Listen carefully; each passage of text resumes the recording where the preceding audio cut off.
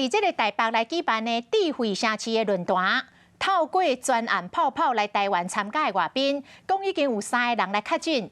这3个确诊者，伫咧会场，毋但甲军校位的首长有接触，甚至嘛有甲民众接触的可能性。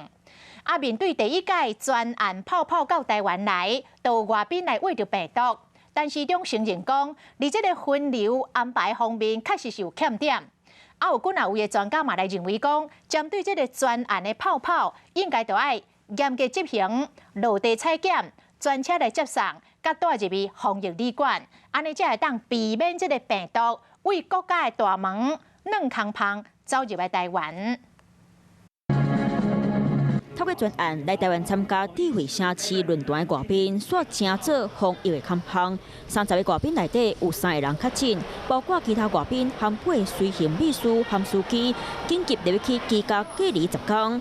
外宾都得病毒，但是中嘛假真有疏忽。整个在跟我们这边的人大概就是本来是要完全的区隔嘛可是事实上也有在这个展会展场里面那有跟民众虽然不是说很密切的一个接触了但我们本来的一个分流泡泡这样的一个规划就做得不是那么好。国外贵宾来台湾参加论坛，为到台湾的流程，敢若就康方。照规定，若是有 PCR 阴性证明，就当来到台湾。13个人伫咧机场体检，17个人到饭店体检，全团嘛无需要住伫咧防疫旅馆。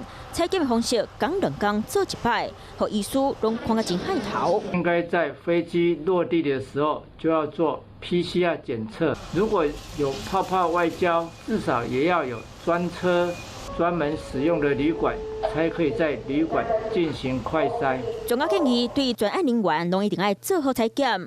台湾人和外宾嘛要做分流进行，较袂去互相倒掉。嘛上好，逐工有专人监督之下完成体检，安尼才会当甲疫情控制掉位。Hello， 大家好，我是乃瑜，要教给大家2个任务。第一个，华视新闻的脸书专页，你按赞了吗？还有华视新闻的 YouTube 频道，赶紧订阅起来，还要记得按赞，开启小铃铛哦。